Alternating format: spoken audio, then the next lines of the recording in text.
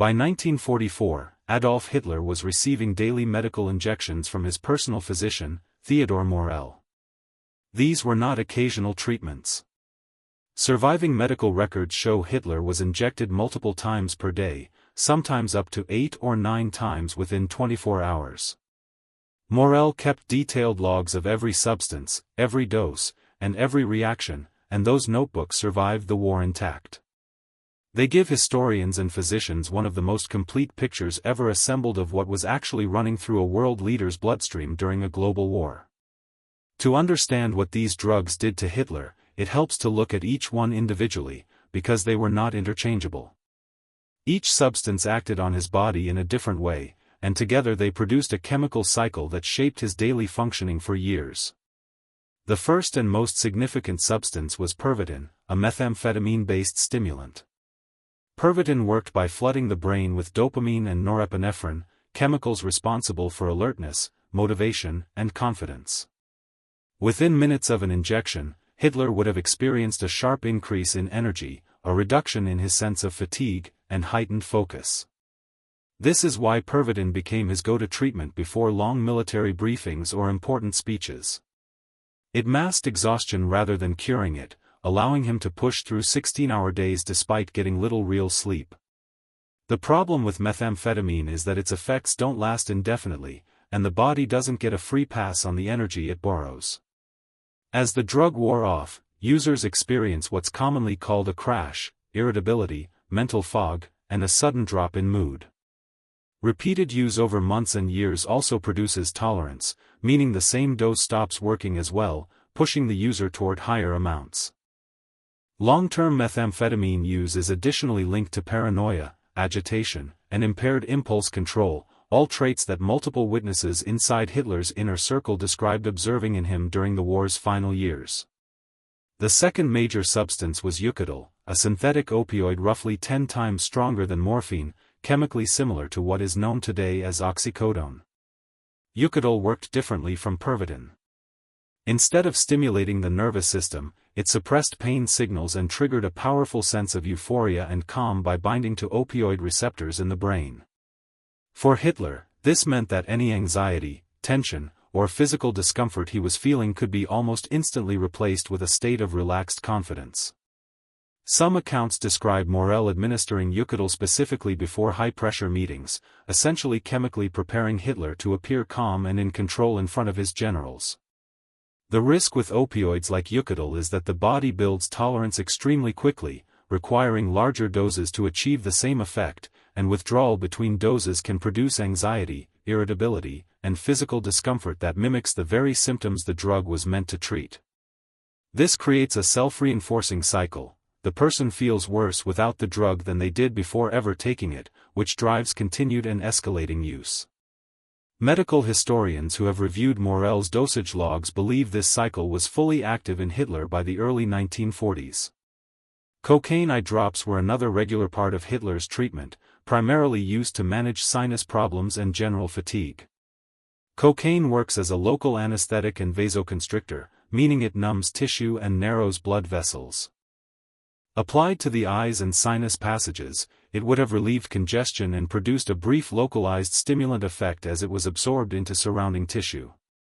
While the dosage delivered this way was smaller than an injection, cocaine is still a powerful central nervous system stimulant, and regular use compounds with the effects of the Pervitin already in Hitler's system, adding to the overall stimulant load on his body. Beyond the stimulants and opioids, Morell administered a long list of substances rooted in the unconventional medical theories he'd built his pre-war practice on. Hormone injections were given to address complaints of low energy and reduced vitality, based on the idea that supplementing hormone levels could restore youthful function.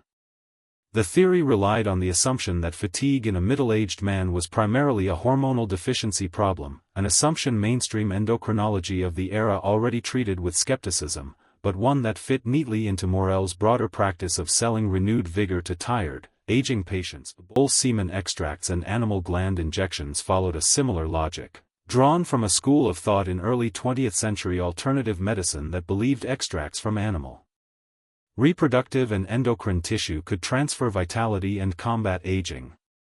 This idea traces back to a wider European fad for gland-based rejuvenation therapy that had circulated among wealthy patients since the 1920s, built on the belief that injecting concentrated animal tissue could somehow recharge a failing human body. It had no solid clinical basis, but it was marketed with enormous confidence, and confidence was Morel's greatest professional skill. Any real effect these injections produced was most likely a placebo response, reinforced by Hitler's already deep trust in Morel rather than by anything happening at a biological level. Liver extract injections were used to treat fatigue and were, ironically, one of the more medically defensible treatments in Morel's arsenal. Liver extract does contain concentrated vitamin B12 and iron, both of which can genuinely help with certain types of exhaustion, particularly in a patient with an underlying deficiency, something plausible given Hitler's restrictive diet and chronic digestive issues. Glucose injections provided a direct, fast-acting source of blood sugar, producing a quick but short-lived boost in physical energy, similar in concept to consuming a large amount of sugar very rapidly, and were likely used to counteract dips in energy between doses of the stronger stimulants. Vitamin injections rounded out the daily routine, intended to support general health, though at the volume and frequency Morel was administering everything else, their impact was almost certainly secondary to the much more powerful stimulant and opioid effects dominating Hitler's system at any given moment. It's worth pausing on Eucadol specifically, because of all the substances Morel administered, it's the one modern physicians treat as the most medically significant. Eucadol, also known by the chemical name oxycodone, was developed in Germany in the 1910s specifically to be a more potent alternative to morphine, and it succeeded almost too well. It crosses into the brain faster than morphine and produces a more intense, more immediate rush, which also means its addictive potential is higher.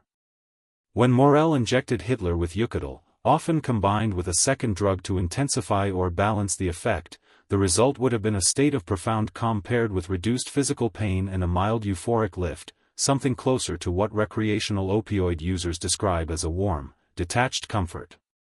Used occasionally for genuine pain, this would be unremarkable.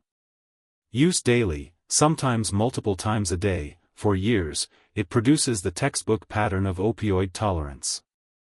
Used occasionally for genuine pain, this would be unremarkable. Used daily, sometimes multiple times a day, for years, it produces the textbook pattern of opioid tolerance and withdrawal that addiction medicine specialists recognize immediately when they read through Morel's dosage records today. Taken together, these substances didn't operate independently inside Hitler's body. They interacted, and not always predictably. Combining a strong stimulant like Pervitin with an opioid like Eucadol creates a push-pull effect on the nervous system, energizing and sedating simultaneously, which can produce erratic shifts in mood and behavior that are difficult to anticipate even for a trained physician, let alone one working without modern pharmacological research to guide him. Morel was not conducting careful, monitored treatment.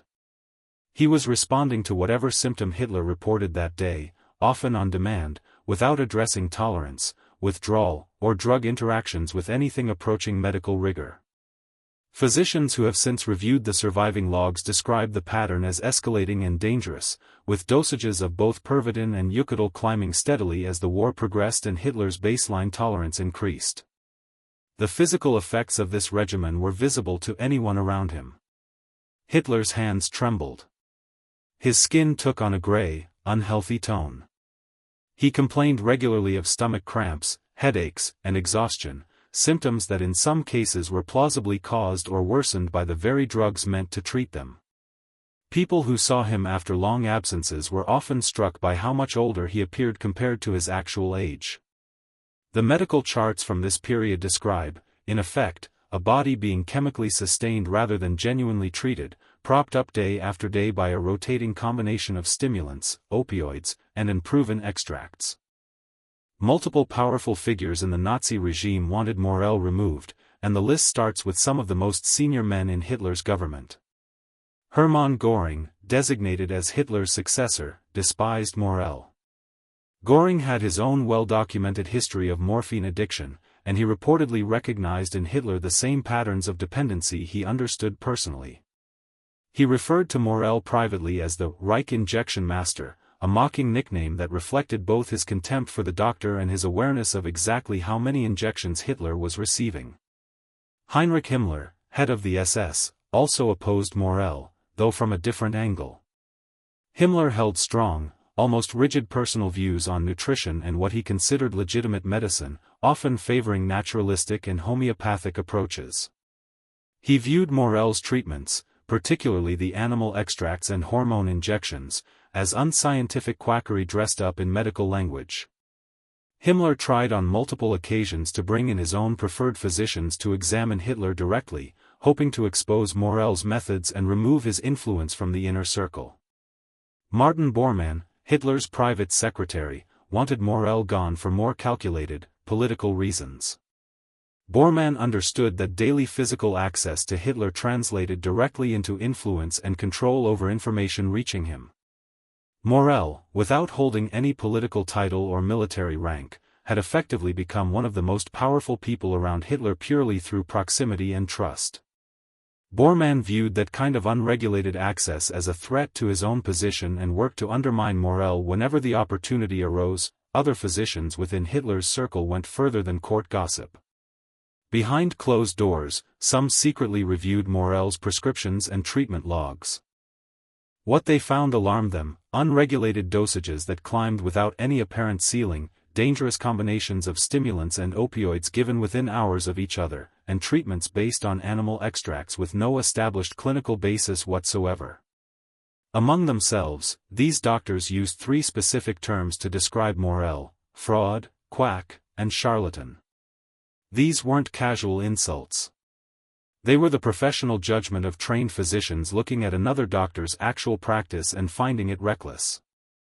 Despite this criticism, Morell kept his position because of a trust Hitler had placed in him years earlier, a trust built on a genuine medical success that none of his critics could argue with. To understand how that trust formed, it helps to look at who Morell was before the war began. Theodor Morell did not fit the image of an elite physician. He was overweight and appeared physically unkempt. He sweated constantly, even in cool conditions, and this often left visible stains on his clothing. His fingernails were frequently dirty. Despite his considerable personal wealth, his clothes often looked slept in rather than tailored. People meeting him for the first time commonly noted an unpleasant smell, a combination of body odor and the chemical residue left over from the tinctures and extracts he worked with daily. Before the war, Morell ran a genuinely successful medical practice in Berlin. He specialized in unconventional medicine, hormone therapy, glandular extracts, and other treatments that sat outside mainstream medical practice at the time. This attracted a very specific and lucrative clientele, including wealthy patients, actors, and industrialists looking for renewed energy and vitality.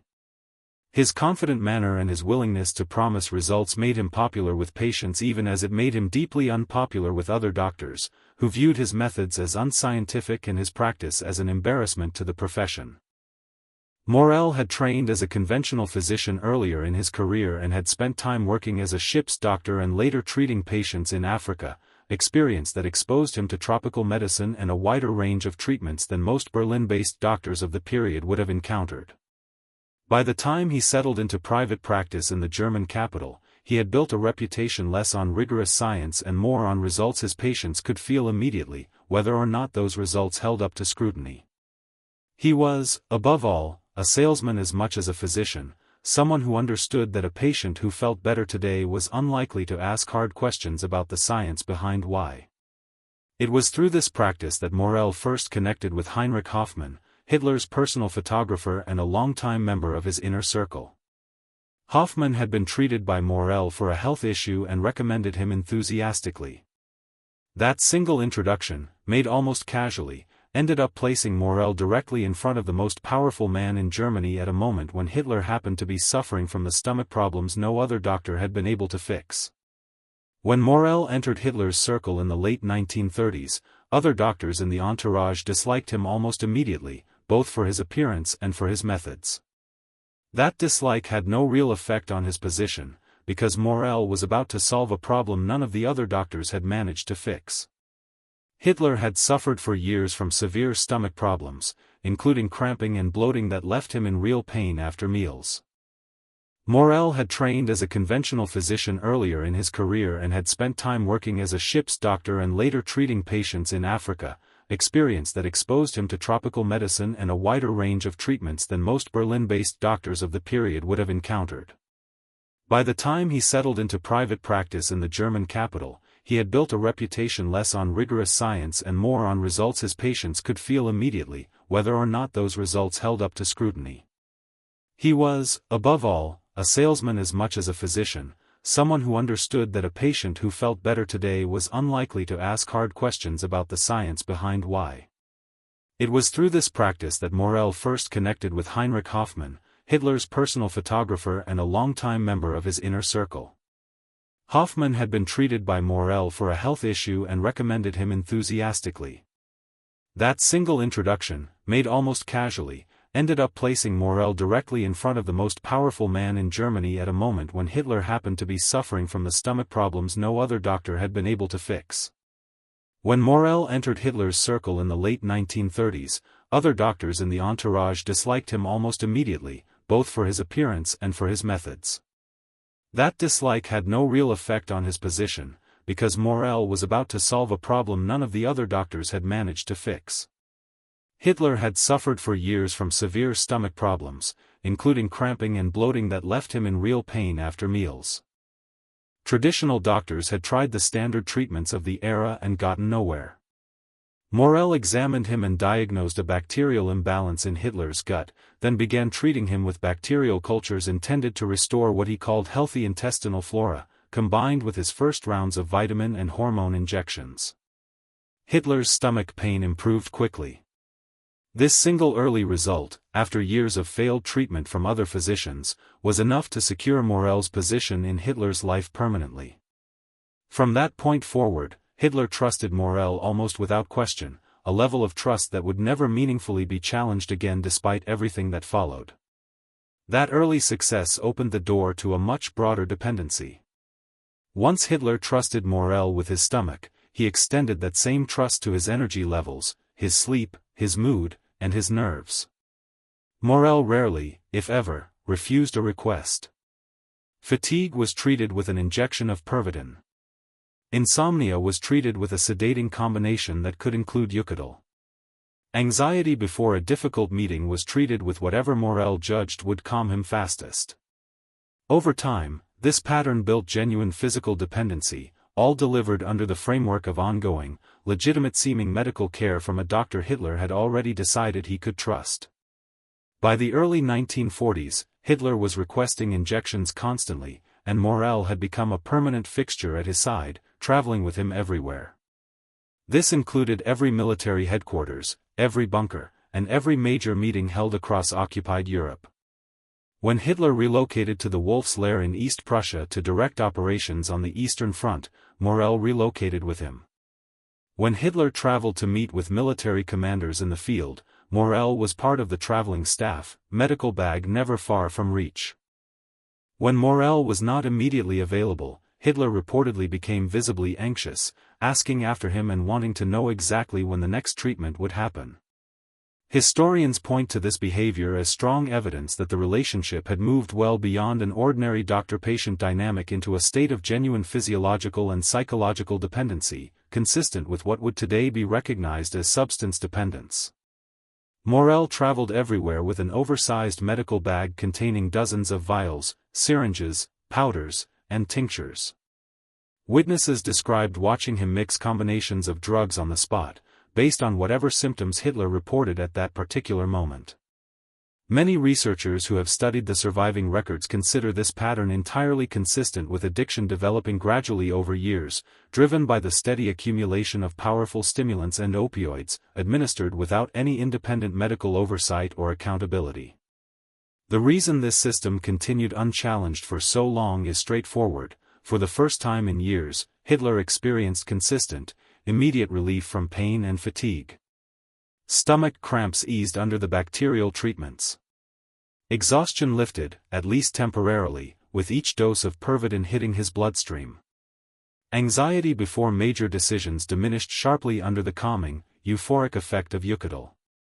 The immediate relief consistently outweighed any long-term risk in Hitler's own assessment of the situation, and the treatments continued without any real interruption for years. As drug use accumulated over time, it began to correlate closely with visible changes in Hitler's behavior, changes that in turn affected the direction of the war itself. Historians disagree on exactly how directly the drugs caused this shift. Some argue the substances were a major factor behind Hitler's increasingly irrational military decisions in the war's final years, including his refusal to authorize strategic retreats and his insistence on holding militarily indefensible positions long after any realistic hope of success had passed. Others argue the underlying cause was primarily the psychological strain of watching a war effort collapse in real time, with the drug use acting more as a symptom of that strain than a direct driver of the decisions themselves. What is documented without dispute, regardless of which explanation carries more weight, is the timeline. As drug use intensified through 1943 and 1944, erratic behavior intensified alongside it, in lockstep. Some historians go further and point to specific documented episodes, such as Hitler's refusal to allow German forces to retreat from Stalingrad or his insistence on holding indefensible positions in the later stages of the war, as decisions made while under the influence of heavy stimulant and opioid use, arguing the drugs impaired his judgment at precisely the moments it mattered most. Others push back on this framing, noting that Hitler displayed rigid, uncompromising strategic thinking well before morale ever entered his life, and that attributing his military failures primarily to drugs risks oversimplifying decisions that were also shaped by ideology, ego, and a refusal to accept the reality of Germany's shrinking resources. Both camps generally agree on one point: whatever the precise causal weight of the drugs, they were not helping, and a leader making life-and-death military decisions while cycling through stimulant highs and opioid come-downs was, at minimum, not operating with a clear or stable mind. Military briefings during this period grew longer and increasingly chaotic. Hitler fixated on minor tactical details, dismissed direct battlefield reports from experienced generals, and cycled through extreme mood swings within the span of a single meeting. Officers present at these sessions described a recognizable pattern: episodes of extreme, almost manic confidence, where Hitler insisted a clearly defeated army could still somehow turn the war around, followed by explosive rage when a general delivered unwelcome news, followed by periods of outright paranoia in which he accused senior officers of incompetence or even deliberate sabotage. After these episodes, witnesses described Hitler crashing hard into exhaustion and irritability, before the next round of injections restarted the entire cycle from the beginning. This pattern lines up closely with what modern medicine associates with combined stimulant and opioid dependency: cycles of artificial energy and euphoria followed by sharp crashes, each cycle deepening the physical need for the next dose just to maintain a functional baseline. Regardless of exactly how much responsibility the drugs bear for any single military failure, the physical decline of Hitler himself and the collapse of Germany's war effort ran on strikingly parallel timelines through 1944 and into 1945. By the war's final months, both had deteriorated substantially, setting the stage for the last chapter of Morell's involvement, played out inside the Führerbunker beneath Berlin. Inside the bunker, Soviet artillery was audible above ground, and the city overhead was being systematically destroyed. Morell continued treating Hitler throughout this period, administering injections in a windowless concrete room while the structure periodically shook from shelling. The war was ending, but the daily medical routine, remarkably, continued almost unchanged. By this stage, Hitler's physical decline was severe and impossible to hide. Witnesses in the bunker described constant, visible trembling in his hands, along with pronounced shaking in his left arm and leg even when he actively tried to hold them still. He shuffled rather than walked and appeared far older than his actual age suggested. Morell's response remained consistent with the approach he'd used throughout the entire war: additional injections, more stimulants to counter deepening exhaustion, more treatments aimed at managing symptoms that were now arguably well beyond what any injection could realistically fix. The medical records from these final weeks show a clear shift in tone. Morell's notes move from routine, almost bureaucratic treatment logs to entries reflecting an increasingly urgent, almost frantic effort to manage a rapidly declining patient using the same limited toolkit of substances that had been in use for nearly a decade. By this point, years of accumulated stimulant and opioid exposure meant that Hitler's baseline tolerance was extremely high, and the doses required just to produce a noticeable effect had climbed accordingly. Physicians reviewing these final logs note that the injections were doing less and less for a body that was, by April 1945, running on borrowed time regardless of what Morel administered. The bacterial stomach treatments that had started the entire relationship years earlier were now a minor footnote compared to the sheer volume of stimulants and opioids being used simply to keep Hitler functional enough to attend briefings and issue orders to an army that, in most cases, no longer existed in any organized form. Other people inside the bunker had also grown alarmed. Some members of Hitler's staff reportedly voiced concerns directly about Morel's continued treatments, questioning whether the constant injections were making Hitler's condition worse rather than better. By this stage, even those who had never openly criticized Morel during the earlier years of the war could see the physical evidence in front of them: a man barely able to stand steadily, delivering orders to divisions that existed only on maps that no longer reflected reality on the ground. As Soviet forces closed in on central Berlin, Hitler finally dismissed Morel. Accounts of the exact circumstances vary slightly between different witnesses, but the outcome itself is well documented. Morel, who had been Hitler's primary physician for the better part of a decade, was ordered to leave. He was among the last people sent out of the bunker before the final days of the regime, removed from Hitler's presence just before the complete collapse of everything he had spent years helping to sustain, chemically and otherwise. Morel was captured by American forces during Germany's surrender in 1945. He was interrogated extensively about his medical treatment of Hitler, including the specific substances he had administered, the dosages involved, and what effect, if any, the treatments may have had on Hitler's decision-making during the war's catastrophic final years. Despite this intense scrutiny, Morel was never convicted of war crimes. He held no military rank and no political position within the regime, and prosecutors were ultimately unable to build a case that his medical treatments, however reckless by professional standards, constituted a prosecutable offense under the frameworks being used at the time. Following his release, Morel's health, which had never been particularly strong to begin with, declined rapidly. He died in 1948, just 3 years after the war's end. He remains a comparatively obscure figure relative to the senior officials tried at Nuremberg, largely because his role was medical rather than political or military. And the post-war tribunals were built around prosecuting command decisions and atrocities rather than personal healthcare arrangements, however reckless those arrangements had been. What makes Morel historically significant today has little to do with his own actions and everything to do with the records he left behind. His surviving medical notebooks provide one of the most detailed documented records ever assembled of the substances administered to a major world leader during a global conflict, logged almost daily across nearly a decade, and they continue to be studied closely by historians, biographers, and medical researchers. Multiple modern physicians have independently reviewed these logs and reached similar conclusions. The dosages, frequency, and combinations of drugs described are consistent with severe substance dependence by any modern clinical standard.